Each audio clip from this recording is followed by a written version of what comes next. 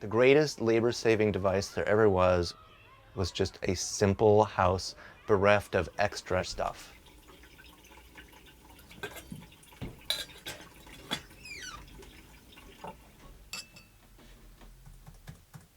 A very decisive moment for me was when I stopped paying rent because my lease was up on my apartment, and I just decided I was never going to pay rent again. I would buy my own structure, even if it was just a tiny thing.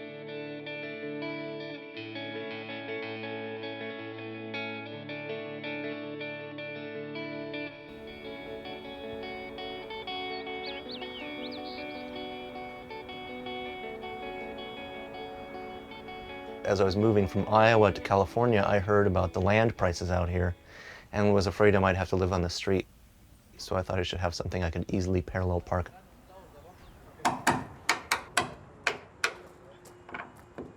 When I was young, I always wanted to build my own house. I'd found myself sketching houses and really focusing on that desire. Looks good. I built a portable geodesic dome for myself when I was a student, and I was very happy in that house. I went on to build a community of little alternative houses. When I go into a really big house, I feel kind of small. And when I'm in a cozy little house where I can touch everything and maintain everything, I feel more confident. My main take on small spaces is that people want something that's proportional to themselves.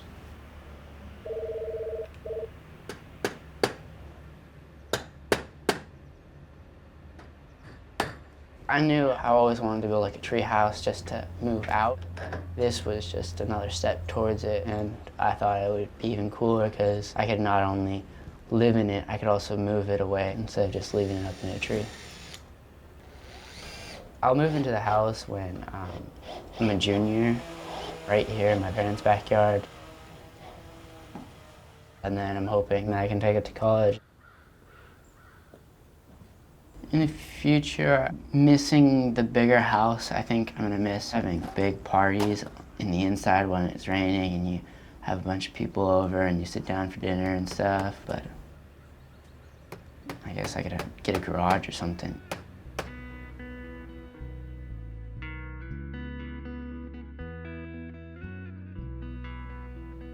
People like having lots of stuff, Americans in particular.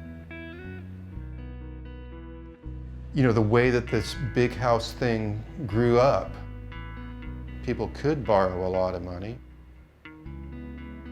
and they could build houses that their parents never would have imagined. We're asked to live in houses that are larger than we can sometimes afford. And for that matter, we choose to. And those houses become debtors' prisons.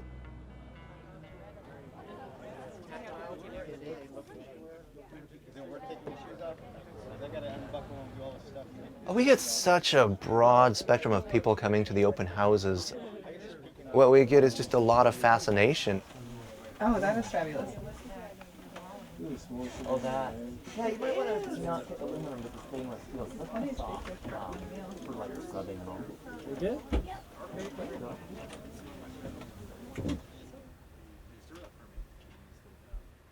More than anything else, I get asked about my toilet.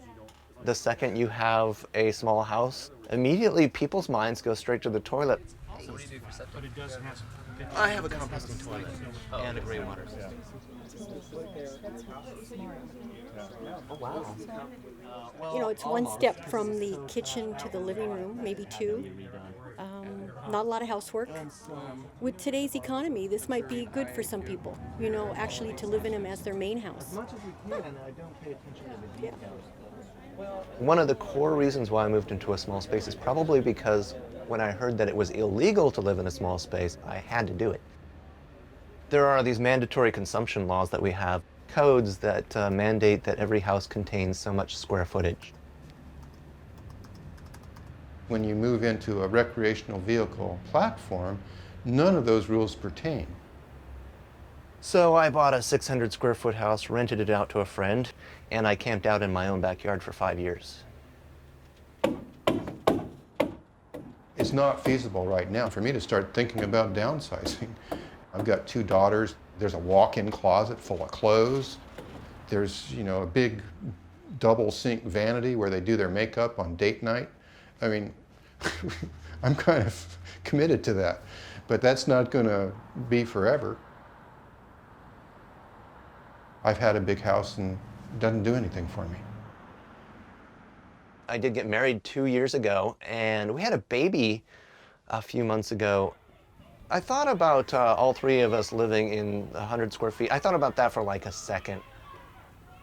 So we had to finally, buy a 500 square foot mansion. People have a need to be comfortable where they are, but the new frontier is more about imagination than real estate.